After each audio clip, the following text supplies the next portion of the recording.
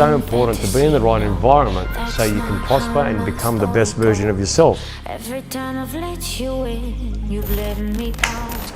All right, I just got to hit my mate here, Tom Baker, down from Kiama. He used to be a personal trainer here at Untitled Fitness. We've been talking a while about doing a video together. Yeah. You've been busy, I've been busy. You know, we're helping transform lives, that's what we do. Yeah. And, you know, it takes you sort of worlds apart. You know, you've been gone for a while, and when you try and get together with someone, you don't realise how much work you're actually doing. And you're going, how the hell am I going to fit that in? And you came today and we're probably still not ready. Yeah. But we're doing it anyway. You know, and Tom, you've been away for a while. I was just talking to you off camera. You said, Mets, I'm not feeling the best. You still jumped in the spin class. What the hell's wrong with you? It's competitive, eh? I don't know. I think all the things I use to give to my clients as tools, like setting definitive things, non-negotiables, I call them. With that, so I feel like everything I always say to people, I show them as well. So I have to be a leader. I not have to be, I want to be a leader. And I just think that every time you say no to yourself, it creates that chain reaction. So I call them like good and bad cycles. So if I had said no to coming today just because I only had 4 hours sleep and injuries and all this stuff, then it would have been that spiral effect. Then the next day I wouldn't have woke up, and then I would have ate bad. And so I just like to be really tough on myself and always give myself these good cycles I stick in. And as long as you're in them, life's good. As soon as you get out of them, it can get pretty slippery. But you know, like people talk about that, and you go, you've got to stay disciplined to make sure you actually take action on you know what you say to yourself. But it's not like everyone makes that an excuse. Like if you look at the percentage of people that make that an excuse, what do you think the percentage of people that say I'm going to do this and that do it? It depends what circles you're working in, but probably 80%, 90%. That's what I was going to say. It's hard because you hear the same things really. Like for example, a good example would be like people that say I'm not a runner or I'm not a spin. I don't ride a bike. I haven't rode a bike in I do one a year. It's a spin marathon we do, and it goes for 2 hours, and all the girls at home laugh at me because you just throw yourself in, but doesn't mean I'm not going to turn up and do it. Like I don't. You're right. I don't like any of those excuses. They're just it's exactly what they are. Like even if you suck at it, just go in there and do it because it's just creating this part of you that can go in and do anything that's uncomfortable. Well, creating comfortable environments for me is when I'm at my best. So we're talking again off camera about getting in ice baths and cold water and 4:30 wake ups and doing stuff we don't like. Like for me, a 2 hour spin marathon's hard, or running, like we were saying, 2 hours non-stop's hard. But for me, when I'm operating at my optimal and my best, it's when I'm doing uncomfortable things. What about yourself? I'm at my best. I'll tell you something, right? I'm at my best when I'm fucking totally frustrated. Oh yeah. So you use that as energy? Oh man, when there's the point of when you're pissed off. I've got a good story about it. Yeah. And you're frustrated, and that's when change happens for me. You know what I mean? Because I've got to get to that place where I'm fucking I'm in this different zone. And what it is you've got this voice going, just take it easy, and you want to hear that voice so you can crush that voice. And so I'm going after that voice. And like even this morning, like, you know, I had a few hard workouts. I'm helping people in the challenge. You know, I got up at 4. I was a little tired, but I still got in here, and then you know shooting video content. You know, there's a lot to do. I'm going to have another workout. You know, that'll take me up to about 3 hours today. But what I want to show people is like, man, fuck, when you're pissed off and you're frustrated, that's when the best things happen. You know what I mean? I got a good story about that. It was every year of my life I've gone, asked myself, was that year better than the last year? And every year it's always yes, and everyone you ask is yes. And then last year it wasn't. And I was like, holy shit. And I was like, that pissed me off that bad. And that is the reason that this 6 months has been the best 6 months of my life. I was that pissed off that I'm just like 100 miles an hour, nothing like move, because like it got me that fired up that everything I'm just 10 times in like You're crushing like everything that you put your mind to. You're you're taking more off. action. So you can use anger and frustration as fuel, or you can let it cripple you. I feel. Yeah. So we always attack when it gets uncomfortable. 100%. It was like when I got back from San Diego, a lot of the things that we brought back from there, like the MyZone, the different CRMs that we've implemented. There was actually about 5 or 6 different things, and the average person wouldn't try and do all those at once. No. And I said, look, I can rip the band-aid off, do it all at once, create chaos, and organise that chaos. Just on that, how did it turn out for you? Fucking good. Yeah. I mean, everyone shit themselves a bit. Yeah. But I just threw the kitchen sink at everyone because I said, look, what's the worst that can happen? What you do is you course correct along the way. Yeah. And when you start taking massive action like that, things start to change. Yeah. And part of that was auditing the business. Yeah. So I went into areas that I knew were going to really piss me off. Yeah. I knew they were going to piss me off, and I went in there not giving a fuck about anyone's opinion, and I was only focused on the outcome of the opinion of the people that support the business, which is the members. Yeah. And what I done was I went to the members that normally wouldn't say anything, that would be in the back room, but that know everything. Yeah. And we created like a bond, like of trust. Yeah. And and they tell you the truth. Yeah. And they don't want to be mean. Yeah. And that's what it takes. It takes that honesty. Yeah. Those uncomfortable conversations. Yeah, because if you want to be good at running a business or any business, then you better get people being honest, and you better not take it to heart. Yeah. I mean, once you start taking it to heart, whether it's a client, if they're coming in and you go, man, you know what? Yeah. You're a C today, or you only gave me 70%. What's wrong? It takes a different kind of person, though. I feel like to certain people can take it on board, and certain people get the shits and walk off. Well, you know what it is. You can get if I'm training you, right? Yeah.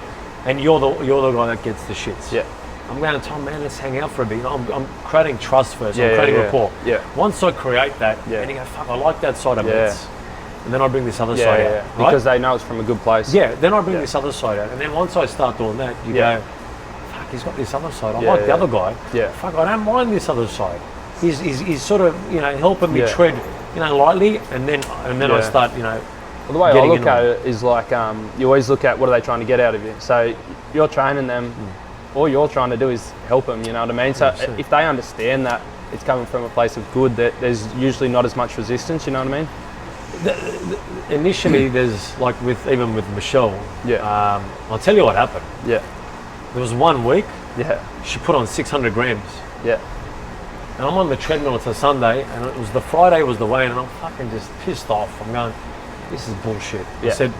I said, Jazz, get her on MyFitnessPal. I want to see how many calories she's having. Yeah. Because I go, I need to track this. Like I was really ticked off. She has a friend that's like a shark. Yeah. Her friend comes in, I'm on the treadmill on the Sunday, she goes, what happened to her this week? Why didn't she lose weight? Yeah. And then I'm looking at her and she goes, you both are like assassins. This is what Michelle said. She goes, Mets, please don't take it easy on her. And that was all I needed to hear. Okay. This is her friend. It's a good friend. This is her friend that she went to school with. Yeah, okay. Right? And she says, please don't take it easy on her. Yeah. From that point, she lost another 5 kilos. Yeah, right. From that point. And she that week she was going into massive self-doubt, self-sabotage, everything you could think a person could do themselves. That's where her mindset was. Such a good take home though, like your support network. Like if you didn't have that, who knows what would have happened? Well, I was ticked off because I don't like failing. I don't mind to fail, but I'm going, okay, if I fail, how am I going to fix it? Yeah. But I was ticked off, going, fuck, man. I'm not going to film with you for 24 weeks if you're going to let me down like that. Yeah. I go, we're here to inspire and help people. Yeah. And I go, people are following your story, man. Yeah. I said, we go into a class and they love you. I go, like, if we don't start working together, we're not going to inspire people together. You know what I mean? So it's very important that people realise that. Yeah. You know. But you must have stories like that. You like over there. Yeah. Tell us that story about that girl, that lady. The 5-day. Yeah, the 5-day turnaround, is it? Yeah. What would you call it? I think I called it cat to goat. So Cat? goat being the greatest of all time. Yeah. And cat being a cat. silk. Yeah. Yeah. Yeah, we need the name for it. And I wanted people to gravitate to it because it literally changes lives if you adopt it perfectly. So what it is I just came up with this thing where I was like, okay, like we talked about, what makes me work at my optimal, and it's doing uncomfortable things. And I was like, when I do that, I'm unstoppable. Like when I'm constantly just doing it. And I thought, every single time I get a person that's negative with self-talk and that, they never want to do any of it. And I'm like, okay, there's the magic there. So what it is it's just 5 days. You could undo any bad habit. Is get up at 4:30. These are non-negotiable. 4:30, 5-minute cold shower. I think it was only 1 minute, but you can do what you want with that. It's just the fact of getting in the cold shower. And a choice of 3 workouts, either 100 calories on the assault bike, a 2K row, or 100 burpees. In how long? How long do you have to do that for? It can take them 5 hours. It doesn't matter. It doesn't matter as long as they do it. As long as they do it. And like, the thing is, no one's going to hang around 5 hours. I think the 4:30 and the cold shower. Yeah, that's the main one. Yeah. And then the rest is easy after that. Yeah, exactly. Once they're up, they're like, well, let's do it. But the main thing that came out of that lady was, well, 2 things, self-talk. So instead of saying, oh, do I have to, like dragging her feet going, do I have to come? It was like, oh, this is going to be hard. And I talk about how that little difference is a big difference. So going like that, Michelle going, I didn't look at it like I had to come train with Mets. I got the opportunity to train with Mets. And I always talk about how her wording changed after that week. So day 2, we go, what makes you happy? Couldn't even tell me. We got her to write it down. One of them was sunrise. Cool. After your workout, 4:30, cold shower workout, go look at sunrise. She rang me crying, going, I haven't seen a sunrise in 20 years. Thank you so much. Day 2, we start, I think it was day 2, day 3, we're on the assault bike, she's crying, oh, I can't do it. She does it, and then she starts happy crying, going, and it's all documented too. It's all in text messages, all in video, photo, everything. Going, the biggest take home was everything she thought she couldn't do, she realised it wasn't as hard as she made it. People create this thing in their head that it's way bigger than it is. And so anyway, from there, I think she's lost currently 9 kilos documented. A bit before that as well, might have been a bit more. She's positive. How much now. does she weigh? How much was she weighing? She was at like 102. 102, yeah. 102 What's her kilos. goal? Her goal is a very slow goal because she's done challenges in the past and yo-yoed a bit. So she's scared of that, and that's fine. And hers is a long-term goal, like a quality of life goal. So we're taking it slow. It's like half a kilo a week, and it's been consistent. Consistent. So. And you know, like you were talking before, it seemed to me like it was an inner dialogue. That was the enemy. 100%. It's self-talk, you know what I mean? sabotage. And one of the biggest things that I try and do, and with anyone, whether it's in my team or people that are in the challenge, what I see is if you're soft, I have to harden you up. If you're too hard, I have to soften you up. That's exactly what we did to her. Right? If you're in the middle, I've got to get you balanced on the both ends. Now, sometimes you have to have empathy. Sometimes you have to be hard. And so when I look at a person, I look at where the balance and the imbalance is within that. And a lot of the times I just see that unless you're honest, and I just go back to this sort of old adage, like, let's just think about what's happening on the ecosystem within. Of how you've engineered yourself. And it can be a lot of like parenting growing up, things people said, it's all wiring. I know, And you can and you can have a hard upbringing and it wires you good, or you can have a good upbringing wires. There's any combos. Will hammer you. And then a tough upbringing will give you all the excuses. But I reckon the tough upbringing gives you the greatest advantage. 100%. Imagine if you're Justin Bieber, or not that. Say you're brought into. Wouldn't mind having Justin Bieber's voice. Imagine getting born with 100 million in your bank. What's the point? What are you working towards? And 100%. Everything you do anyway, they're going to say you got given it. 100%. And so, you only get a small percentage of those people that go further with that 100 million. It's just like, I always joke that like I had a pretty normal upbringing. I was like, I wish it was a little bit harder sometimes. So I was like, making you struggle more, you know, because you get set in that way, and it's like, I've even thought about, like, recently I've been thinking about sleeping on the floor at home, Yeah. like on hard concrete, because Yeah. it's like that whole, like, I think Tim Ferriss talks about, like, stoic and stuff. Has he done it? Yeah, and he does it like once a month. Yeah. And it's just to get yourself uncomfortable, so you're not scared of all that stuff. Yeah, Where, yeah. like, or like you do ice baths, so you're Yeah. not afraid of the cold in case you're homeless, Yeah. or you sleep on the floor and Yeah. it toughens you up a bit. Like, Yeah. I'm interested in all that stuff and seeing how tough we can get this kind of. You've always been the type of guy that puts in the work early and kind of finishes late. Do you do that because you feel like you want to have an advantage, or you've had a disadvantage and you need to work more than others? 2 reasons.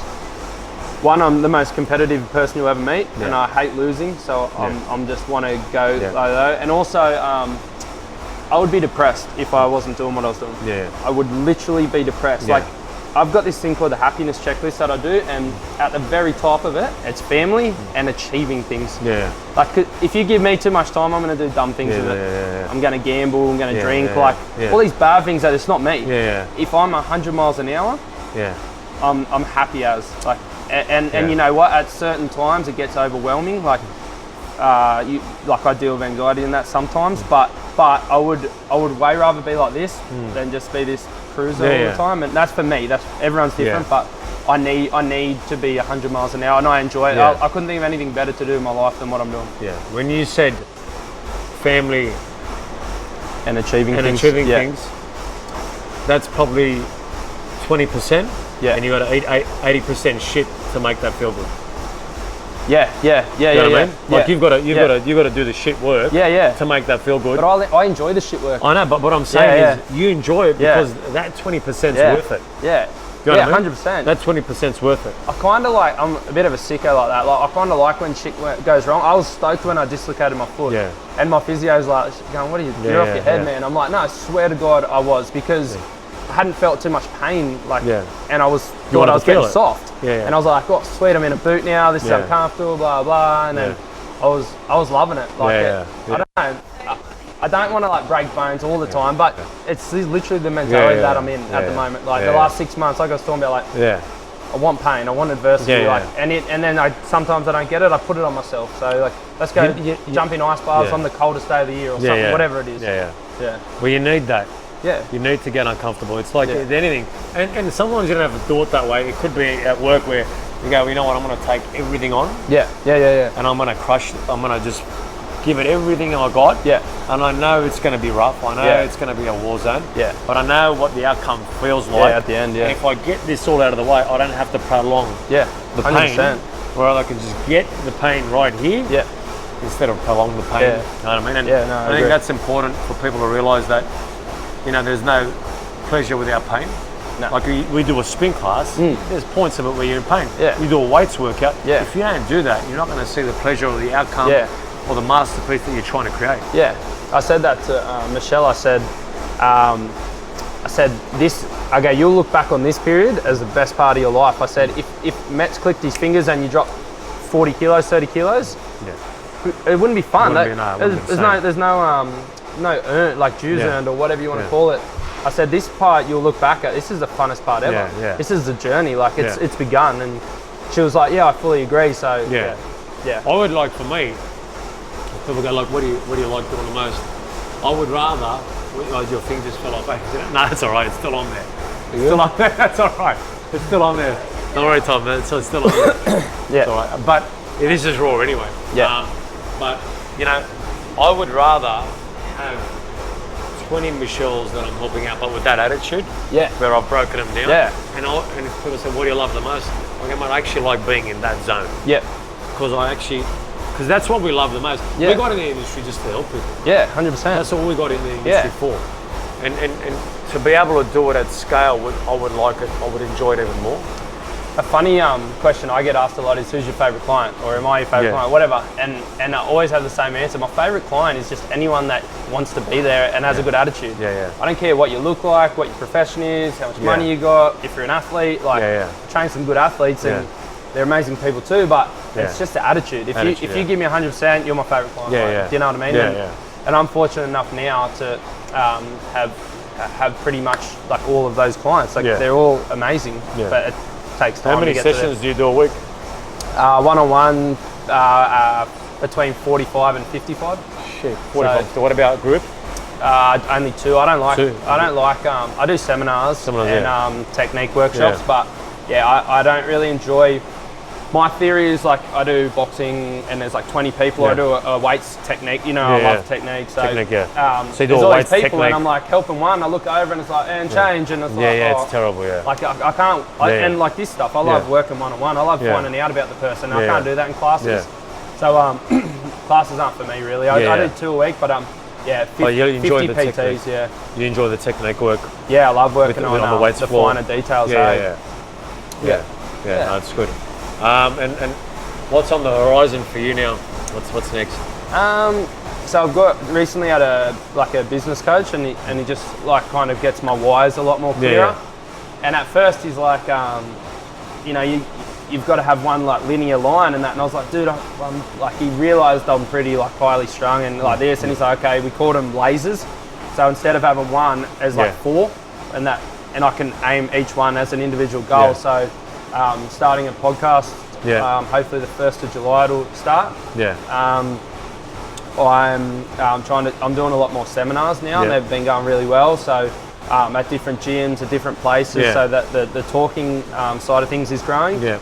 And then I'm trying to find a way to throw myself into like different charity events or helping people where I haven't figured out the finer details yet. So I don't want to just give an amount of money to a big charity. I want to work with people more, like what we're doing on like on scale and that's that kind of next stage where I'm figuring out. I found a cool thing in Sydney. They do it actually, where they set up racks of clothing, and it's in Martin Place, I think, and you come in and the homeless get to like pick all clothing. It's like their shopping kind of thing, like something like that kind of would be cool. So that's my one I haven't figured out. But the other 2, podcasts, my speaking career, and and just pumping content. Pumping out. What about yourself for Titan? Pretty much the same. Yeah. Pretty much the same. Just do events and really focus on the podcast. I want to start working with people that are big in the industry and start doing events with them and pretty much just unlocking people's potential. I think that's probably where my whole focus is kind of like, and creating a business where the operations are so good through some of the technology-based companies that we're working with. Because when the operations are working really well, you can start scaling and start making things better. And that's where I'm at right now. But looking in the future, seminars, events, and just working on transforming people's lives. Like 360. So it's similar, man. Very, very similar. I'm sure I don't want to do any classes. I don't really want to do many one-on. You, I know you're one-on-ones, and I used to do a lot of one-on-ones, but I don't want to do too many one-on-ones. But I also want to be able to document different types of people we're helping, and I want them to get the different tests, so we can see what their markers are before they start, what their markers are at the end. Really individualized. I want to bring the science into it as well. So that's pretty. But we're going to have a workout a bit later, eh? We're going to talk about whatever more shit. Even more. What's your if you can give anyone advice that's how old are you, Tom? 26. 26. Fuck, you're still young. If you can give advice to anyone that's your age, older, or whatever, what would it be? A few little things. If you don't like your job, don't settle. You don't have to hate your job. I hate that one.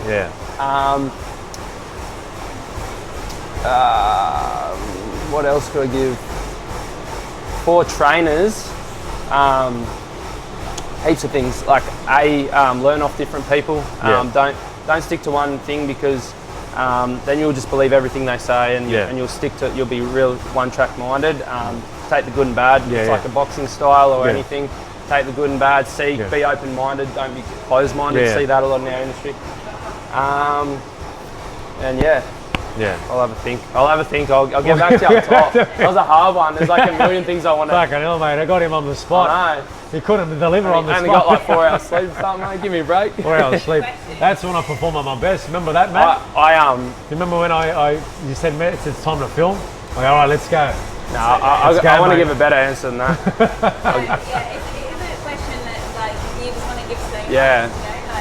I'll tell you what I'd say. I don't care who you think you are. where you grew up and how hard life was. I don't really care about your story. I only care about what you start doing now. There he is, one of my greatest fans. But what else is on your happiness checklist? Oh, for me? So what I need to do, so the best thing with this is, so every time you find yourself a bit down or run down or unhappy or whatever, I revert back to my happiness checklist. And every time I'm not doing it, at least 3 or 4 things. So for me, happy, family and achieving things up here, salt water or cold water, training, eating healthy, and podcasts or audibles. Audibles, yeah. Yeah. When you're feeling down, you go to But you got to get the top 3. Yeah. All the time. I'm not doing like 1, 2, 3, So you 4 got of those to things. know what your one is. Yeah. So that's an individual. Yeah, and that's what it is, mine. it's an Yeah. individual one. And we do at the seminars. We get people to write theirs down, and it's interesting. 3 things happens. A, they have no idea what makes them happy, and they start crying. Yeah. Or they say travel. Everyone says travel. Yeah. I would like to as well, but it's not realistic to always travel. B, they start to write it down, and then they're stoked because now they have like their tools. Or C, they're already a high achiever and they kind of know, but now they're a lot clearer. But yeah, a lot of times people just have no idea what makes them happy. Well, and it scares them. percentage? What's that percentage? Maybe 50%. And the others kind unsure? of get excited. Yeah, they're unsure and they unsure. get excited, and then they start to do it, and they're like, holy crap, this is so true. I haven't. Yeah. Oh, that's the thing they do. They discover they haven't been doing any of it. Okay. The one, and then you've got the 10%, which are high achievers, and they've already been doing it. They just maybe got it clearer on paper. Yeah, clear. But yeah, the most percentage. Where did you get that from? Where did you learn that from? Honestly, I made it up. Yeah. But obviously, like You listen to a million few things and then you made sort my of- version. You put it together. Yeah. I think, how did it come about? It came about because this might have been a year ago or something. Might have been when I wasn't achieving much. It was like just like not feeling good. What's going on? And I was like, okay, what makes me happy? Yeah. I was like, family, achieving things, and I was like, well, going back to what we said before, like it was my worst year last year. Yeah. It pissed me off. Like financially, it was good enough. But I don't care about from that the as much. achievement level. Yeah. And so it was my worst year. I wasn't getting in the ocean at all. I think I hadn't listened to a podcast or an audible for like a month. Yeah. And then I was like, holy shit. And my trainer was probably getting slack Yeah. too. So I was like, and then I did it and I was like, and then I felt amazing. And I was like, Yeah. holy shit, works good, eh? And then I started doing it, giving them out at seminars, and it's like, it can be 3 to 10 things. And people started doing it. And that was part of that lady that did the sunrise, and she hadn't done one in 20 years, and she called me crying. Yeah. And it's all in text messages, and I'm actually getting her to speak at my next one Yeah. because hers was, she wrote traveling, and then it was blank for like 10 minutes. So I asked her, I will train him one time. And hers was a real powerful one. that's good. So that for me it works amazing, and I think you get your own, and you would have yours, and you would have yours. It'd be different. And it'd be exactly, and it's It'd to be different you. for every and individual. then every time you go on, I'm not doing da da da. I'm kind of lucky that even when I'm pissed off, I still feel pretty good. Like I can be ticked off. Yeah. When I let off that steam, I'm all right. Yeah. But it's not everyone's like that, and I just want to Yeah. say, people, don't try and sort of be like anyone. Yeah. For me, like if I'm pissed off or something doesn't work out, I don't give a fuck. Yeah. You're quite good 'Cause- with changing that around. You're quite good with, like, if you're like pissed off, you're quite good at going, this is going to drive me to make a solution about it. Yeah, 100%. Because I like, Yeah. I like. Yeah. But not everyone. But the reality is, like, that's going to work for more people. My one's like, when I'm pissed off, I go, I'm going to make change. I'm the type of guy that will just get in there, get his hands dirty and do it. Yeah. But not everyone's like that. Not everyone's wired like that. Yeah, that's So why I came up with the practical That's why thing. that you need a practical thing that people can follow. Yeah. That's going to make it kind of easy for them. Like with Michelle, it was just making her accountable, and then she knew when she was going to see me every week, and I'm going to be there in the classes. She knows that this is what I expect, and she knows now. There's a big difference within that, because she knows. What's amazing about Michelle is that she's just the bundle of joy, really. Like she's got this happiness already. Like you can feel that. Yeah. See how she's Yeah. She's not an introvert. She's an extrovert. Good personality. Unbelievable personality. So I didn't have to work on her personality. Yeah. I had to work on why she sabotages herself all the time. Yeah, okay. And you know, it all it came gets out in the deep wash. then, yeah. It all, when we went deep enough, it all came out in the wash. Yeah. What it was, but Yeah. but the practical skills of what people need to do in certain situations is vitally important. You know what I mean? I thought of your question. Yeah. The one bit of advice I'd give people is anyone can do anything, right? And it'll go in that, deeper, yeah, right? So there's no difference between me, you, Tony Robbins, someone that, person X, whoever, right? If you don't know how to get into that, use the steps that we've talked about to get yourself in that place. That's your start. Yeah. But I just think the self-talk that people have is fucking ridiculous. Like, there's no difference. We've all got a heart and like a brain, like, and a mind and a consciousness. Like, I don't know why people say I can't do that. Yeah. Like, if you can understand that we're all equal, we're all the same. Yeah. Everyone, like, that's the way I do it. I've actually got a chip on my shoulder, and I'm like, fuck him, I want that. Like, do you know what I mean? I don't compare to him, but I go, why is he any different to me? Do you know what I mean? And once you've got that mentality that, like, I deserve that, I can do it, and put in the work, then that's what I'll say to people, that you can do whatever you want, and you're holding yourself back. But you know what you have? We're competitors. Yeah, 100%. And we love going to war. Yeah. We love going to war, and when you're a competitor and you love going to war and you hate losing, you have to hate losing. Mate, if I lost a footy game, I wouldn't talk to anyone for 2 days after. 100%. And I'd just be at the fuel day. Yeah, but that's fuel. Yeah, 100%. Like what you said, it's constructive. Correct. It's fuel, right? And like that's why I say problem equals a solution. What's the problem? Yeah. That's the solution, right? Yeah. I'm frustrated. Yeah. That's another solution. I'm about to find something. Yeah. I'm about to find a pot of gold.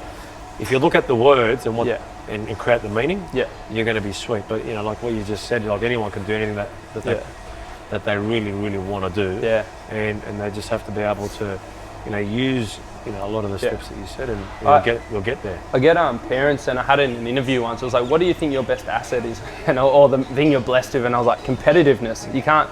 I don't know why I am or why you are, but we're born with that, right? Yeah. And that's the best asset. But so many people look at competitiveness as a negative. They go, "Oh, he's competitive. He's too competitive." It's like that's that thing where the world's going, eh? That's that thing. It's getting like, soft. Give everyone a bloody ribbon. Yeah, for 4th 10th place. Yeah, exactly. You know what I mean? And if you, they're not keeping score in like some young kids' soccer games and footy games and that. Yeah, I mean, it's part of. It's got to be a winner and a loser to control more people. Do you know what I mean? But you know what? Us saying that would offend some people. Do you know what I mean? That there has to be a winner and a loser, and you shouldn't get a 4th place trophy. It has to. I know, but it offends some people. But sometimes you suck. Yeah, you do. Like if you sucked the last year. I suck at golf. Do you know what I mean? I'm horrible at golf. I'm getting good training at golf. I'm okay with that, man. Mate, here's another thing. I was talking to someone about I'm not decent. If I get like I've got good technique. Yeah. I'm really good at about 10 things in life, and I suck at everything else, and I'm okay with that. I know what I am, and I'm fucking. You're good at tennis?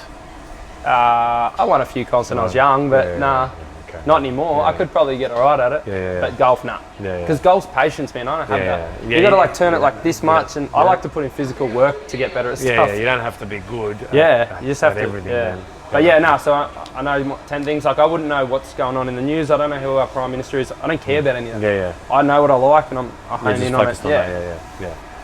Cool. Self-aware of where you want to be. Yeah. Well, that's it. Let's drink the coffee. Let's eat some food. We'll work out later. That's a wrap. Cheers, bud. Thanks, brother. How was that? So good. I'm going to do a happiness and lighting just